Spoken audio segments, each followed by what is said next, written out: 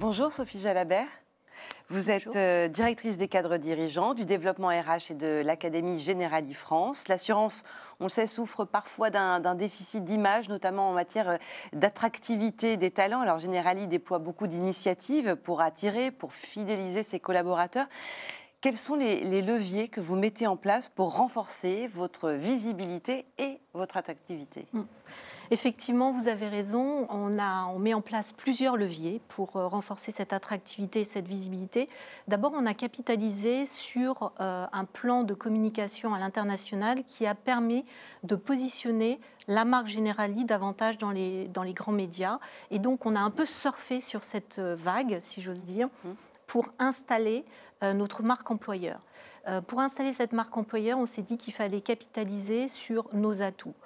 Nos atouts, c'est tout d'abord la responsabilisation des collaborateurs quand ils intègrent Generali. C'est ensuite une forme de bienveillance et de ce qu'on a appelé l'human touch, la touche humaine, avec notamment les managers qui sont évidemment les garants de cette touche humaine. Et puis, c'est aussi la valorisation de l'expertise. Tous ces éléments, on les a mis en avant et on a voulu que ça se repose sur une certaine réalité. Et donc, ce qu'on a fait, c'est qu'on a interviewé des collaborateurs qui se sont exprimés, qui ont évoqué leur collaboration chez Generali, leur métier, leur parcours. Et on a diffusé sur les médias sociaux, mais aussi sur les job boards, sur notre site carrière, l'ensemble de ces interviews qui sont extrêmement authentiques. Au-delà de ça, on a renforcé la proximité avec nos partenaires écoles et on a, à titre d'illustration, organisé un Generali Day à Nantes. C'était une journée où on a fait se rencontrer les écoles, les responsables pédagogiques, les étudiants et les membres du COMEX de Generali. Et ça a permis de créer cette proximité. Et enfin, on est tous recruteurs et on se dit qu'on a tous un rôle à jouer dans le recrutement, dans l'attractivité des collaborateurs. Donc, on a mis en place un kit à destination des managers pour leur permettre d'attirer de nouveaux talents. Et on a ajouté une prime de cooptation qui permet, c'est une sorte d'incentive pour inciter pour les salariés. Exactement. Alors l'attractivité ne se limite pas au recrutement, il faut aussi retenir les collaborateurs, les talents. Comment est-ce que vous accompagnez les parcours professionnels pour assurer un engagement durable ? Alors, effectivement, il faut déjà savoir bien intégrer. Pour bien intégrer, on s'appuie sur des parcours de onboarding où l'ensemble des nouveaux collaborateurs participent à ce onboarding en présence des membres du COMEX et donc c'est extrêmement gratifiant. Ensuite, il faut une belle structure d'accueil et ça, c'est le management qui a un rôle essentiel à jouer. Mais nous, on a aussi à donner de la visibilité aux collaborateurs qu'on intègre. Visibilité sur leur parcours, sur leurs évolutions possibles de carrière.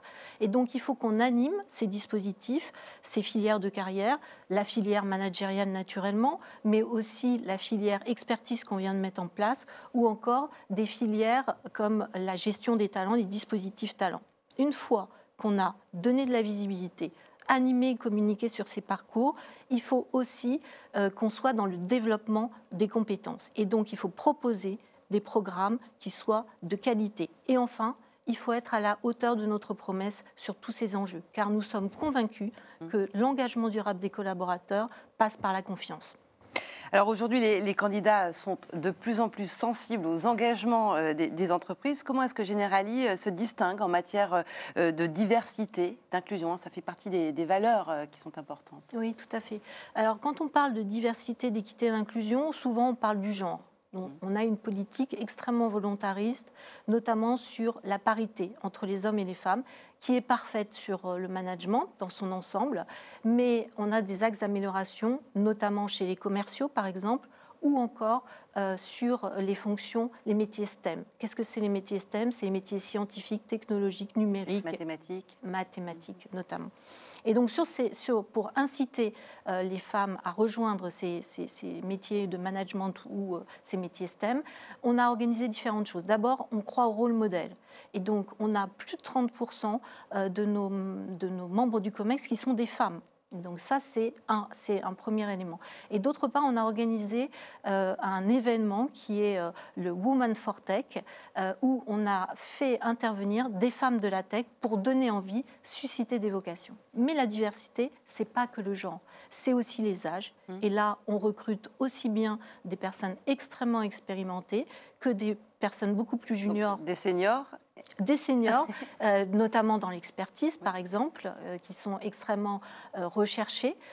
Et puis, il y a comment dirais-je, il y a une guerre des talents, y compris sur les seniors. Et puis, à l'autre bout de la chaîne, on s'appuie sur l'alternance qui nous permet de reconstituer notre vivier, et c'est extrêmement important. Et puis, enfin, la diversité, c'est tout simplement la diversité de nos compétences, de nos métiers. Quand les personnes rejoignent le secteur de l'assurance, et en particulier Generali, ils ne se rendent pas compte à quel point ils vont avoir une carrière diverse. Et donc, on va leur proposer beaucoup de choses, et c'est ce qui fait qu'ils vont rester. Et donc, on est vraiment persuadés que c'est comme ça qu'on arrive à retenir nos talents, nos collaborateurs dans la durée. Alors, s'assurer d'une attractivité durable, ça passe aussi par une évaluation continue. Comment Generali mesure-t-elle l'impact de ces actions et identifie-t-elle les axes à améliorer ?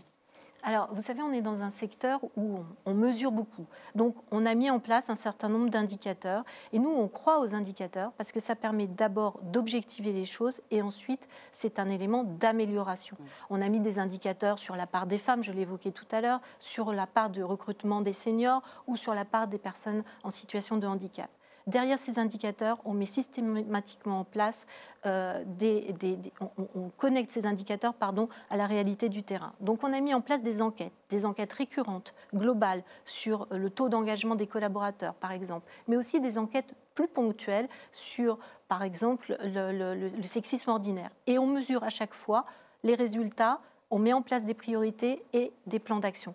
Et puis, last but not least, on a décidé d'auditer avec un auditeur externe, un organisme externe, la qualité de l'ensemble de nos process et dispositifs RH, tant de recrutement, de promotion ou encore de formation, pour s'assurer, d'une part, qu'il y a une bonne équité de traitement et d'autre part, que l'ensemble des décisions sont traçables de façon objective. Et c'est comme ça que nous démontrons par la preuve que nous sommes une entreprise à la fois durable et éthique et équitable. Et équitable, tout à fait. Merci beaucoup Sophie Jalabert, merci. Merci.